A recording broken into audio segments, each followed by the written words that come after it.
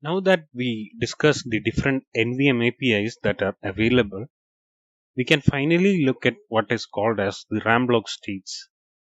If you remember, when we discussed the features of NVM, I spoke about that RAM block states can be configured using NVM. This is a feature of NVM. But to explain that, I need the help of the NVM APIs, and that's why we are discussing this final feature right now. So let's try to understand what is the RAM block states. So NVM changes status of each blocks while performing a read or a write operation. Okay, so anytime any of this activity is performed, NVM is in charge of setting the status of this operation. So this status of each RAM block is stored in the admin and administrative blocks, which is the admin block. So now finally we find the application of admin block. The RAM block state is stored in the admin block. And this is what we discussed from the start. Admin block is used to store some status information. Now we come to know that the RAM block states are actually stored in the admin block. Okay. Now there are three RAM block states, namely. The first one is valid unchanged, valid change, and invalid unchanged. So for each of the RAM block, any of the three states can exist. Okay. And these are set according to a certain set of conditions. So we'll try to understand what are these conditions, how is the state set for each of the RAM block. So first one is valid unchanged. Okay. In valid unchanged, it indicates that the RAM block data is identical to that in NV memory. Okay. This means that the value that is available with us is same as that is available in the NV memory. Hence the name valid unchanged. It's unchanged. Let's look at the different conditions for valid unchanged state. The first one is if NVM read all API read successfully the block. Okay. So if the NVM read all API read successfully the blocks that were required to be read, then the value that we have is actually the same as the value that is in the NV memory. Hence, there is value is valid and the value is unchanged. Hence, we'll set it to valid unchanged. Similarly, the other APIs, for example, NVM read block, again, if it finished successfully, this means that the value is identical to that in NV memory. So, the state is valid unchanged. This is for read we discussed. Now, in case of write, we have write to all and write block.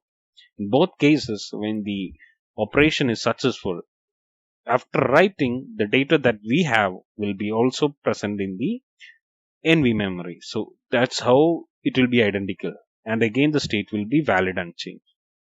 Now let's look at valid changed state. It indicates that the RAM block data is different to that in NV memory. Okay, pretty simple, right? This means that there is a mismatch between the value that is available with us in the application and that the value that is available in NV memory.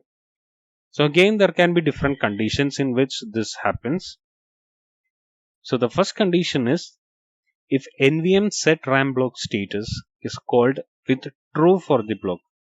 So what does this mean? If somebody has updated the value in application and it is not yet written to the memory. So in this case, we are calling the NVM set RAM block status with true. And because the value is not updated in NV memory till now, so the value is valid, but it's changed. So that's why we are keeping it at this state. Similarly, if the ongoing operations such as NVM write all or NVM read all are ongoing, the value is not completely written, right, or completely read. This time there will be a mismatch. Hence, the state is valid change. Now, the other case is, for example, the API NVM restore block defaults is called. Okay, for the block is called and it is finishing successfully, then the state of RAM block is changed to valid change. Okay, we have restored the block defaults. Okay, because we found some issue or something like that, then the value we restored will not be identical to the value that is available. So this case also, the state of RAM block will be valid change. Again, another scenario is when the NVM read all or NVM read block gives something called as the default data. Okay, so in this case also, the state is valid changed. The final state we are going to discuss is invalid unchanged.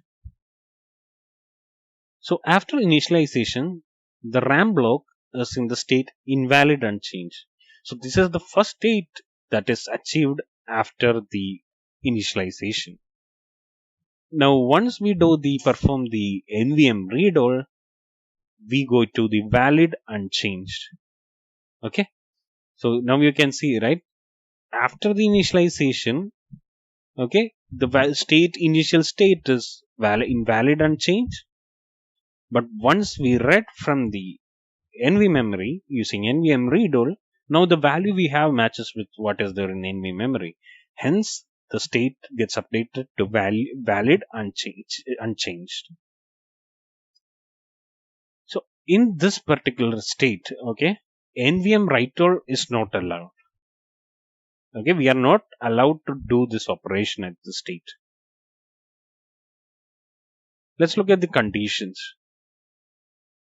So here, if NVM set RAM block status is called with false for the block, this case we go to invalid unchanged. The API is called with false for the block. Now another problem or another scenario is read block, read all, write block, write all. All operations become, any of these operations become unsuccessful. Again, we'll have some invalid data, right? So because of that, we give the state as invalid unchanged. Now NVM erase NV block finish successfully for the block. Okay, we perform some erase, then again state is invalid unchanged. The final case is when we call NVM invalidate NV block. Again, if this is done, we will lose the data and thus the state is invalid unchanged. So that's all for the NVM RAM block states. I hope you are clear with this concept.